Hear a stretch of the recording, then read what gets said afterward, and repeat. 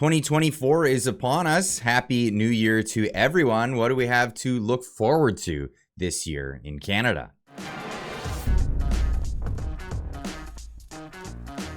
Well, right out of the gates here, Saskatchewan is going to stop collecting the carbon taxes on home heating. This is for natural gas and electrical heat. This is after Trudeau's government did a carve out for Atlantic Canada when it comes to heating oil, and they did this for political reasons. Now, Scott Moe, the premier of Saskatchewan, has said, no, we're going to just stop collecting these carbon taxes.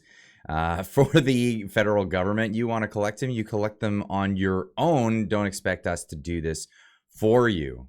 Moe's decision is in violation of federal law. The premier arguing Trudeau's policy is unfair and doesn't have the ability to lay down penalties in Saskatchewan. Moe expects a court battle.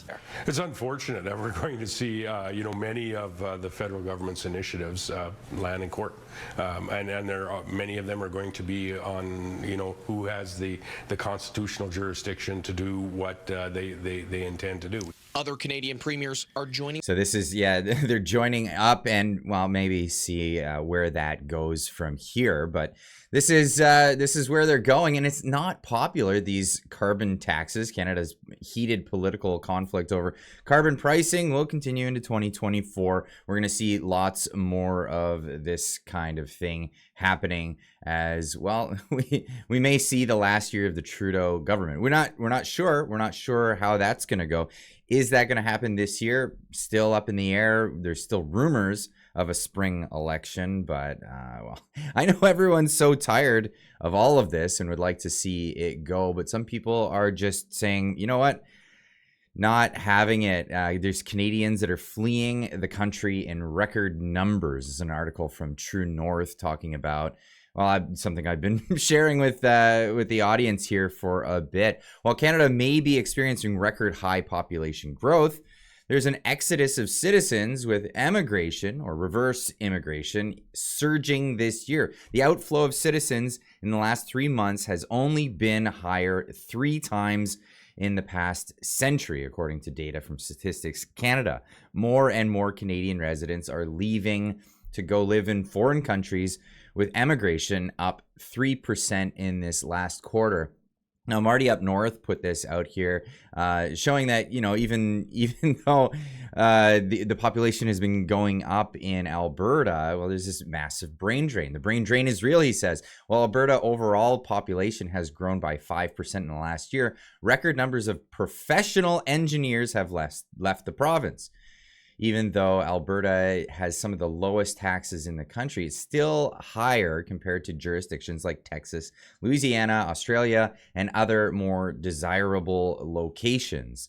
This is where we're at. So we're bringing in all kinds of new people, but we're losing a lot of the professionals, people who have all the training to do the things that we need done in this country, and we're losing it to other countries. We're losing these people to other jurisdictions that have lower taxes, maybe more desirable places to live. But, people keep coming in here because they keep seeing this BS propaganda that's out there. Canada has been named the second best country in the world again by no-name journalist outfits. And of course, it always goes back to places like US.news. Canada ranked second overall in the world to entice more people to come in and become the bottom of the pyramid scheme that is our social safety net system here in this country. And, showing all these, where do you even get these stats? Canadians are not faring so well, and this is showing. Even Pierre Poilievre, the leader of the opposition, who is likely to become the next Prime Minister of Canada, putting out documentaries talking about exactly what's happening here and why it's a fiscal nightmare in this country. If you had a time bomb ticking away under your home, what would you do? If you didn't know it was there, you would probably just go on with your life until one day, suddenly... Sorry? Interest rates are at historic lows, Glenn. Assuming you survived, you would scramble to put out the fire and rebuild your home at immense cost and great pain. Now, what if, before it came to that, You would notice the constant ticking sound at your house and you took time to investigate. And you found the time bomb. Would you just go on with your life and pretend it wasn't there, hoping it wouldn't go off? You might be right. Maybe it would never go off. That ticking sound in Canada is the debt bomb waiting to go off. Here's the simple math. Total household, corporate, and government debt is more than 3.5 times the size of Canada's gross domestic product. That is higher than in the United States during the subprime housing bubble that would later burst into the 2008 financial crisis. Traders here working the phone say a lot of their customers are freaked out waiting to see how... I'll leave a link in the description down below where you can check out this whole video. It's 15 minutes long. Definitely a worthwhile watch, and I would recommend everyone check that out. But Canada is dealing with some serious issues, and a lot of people are still caught in this trap of thinking that we're doing okay. We're gonna bust through this, and even saying things like, well, yeah, but at least healthcare is free in our country. Well, this is the reality of the situation. People are suffering and they're not able to see doctors because it's our system is overrun, and again, we're losing all those professionals. Want a little secret about Canada that no one's really talking about outside of Canada? And I know that some people in America are aware of this, right? But anyone talks about Canada, they go, oh, healthcare is free, blah, blah, blah. And I do know that some people are aware, well, you do have to wait longer, Ooh, understatement of the century, okay? In Canada, you'll probably die first before you get the help you need. You'll literally... And I'm not joking. That's not me being dramatic. There are doctors that know that if they're handing out certain diagnoses, totally treatable if you do it in time, but they know they're not going to be able to see a specialist in that time. So they just know these people are going to die because they cannot get help. I have been dealing with literally pain in my liver. I can't see a doctor. Doesn't matter what's going on. There just literally aren't enough physicians.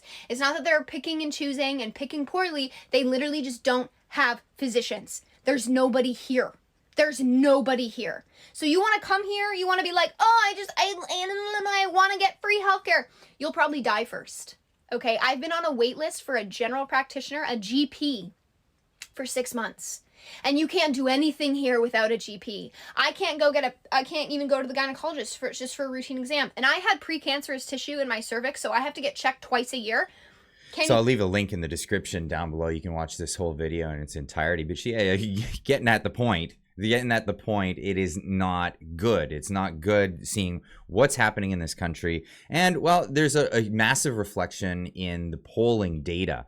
It looks like if there was an election this spring, as the rumors are going around, it would result in a conservative government. But the question is, will the Conservatives be able to do much to turn it around this quickly after 8 years of reckless spending and, well, everything that's brought us into the situation that we're in now? Of course, famously back in 2008, there was a massive, massive crisis, but we had a balanced budget here in Canada, and we had some pretty decent fiscal policy, and it largely helped us survive that. But this is not what's happening now. We don't have good fiscal policy in this country. So if we had a crisis hit us, which it looks like it's looming, it may be terrible. But I want to leave this one with you guys.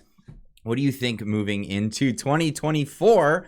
And I'm sorry if this one's a little too black-pilled for anybody, but this is the situation that we have in Canada. If we're going to turn this around, it's going to have to be something drastic. We're going to have to really turn this around. So do you think if there's an election this spring, do you think that this will actually turn Canada around, change things, and make people want to come back, perhaps? All the professionals that we're losing, or perhaps some of the ones that we still have, being able to maintain them in our society here in Canada. Let me know in the comment section down below. Let me know what you think.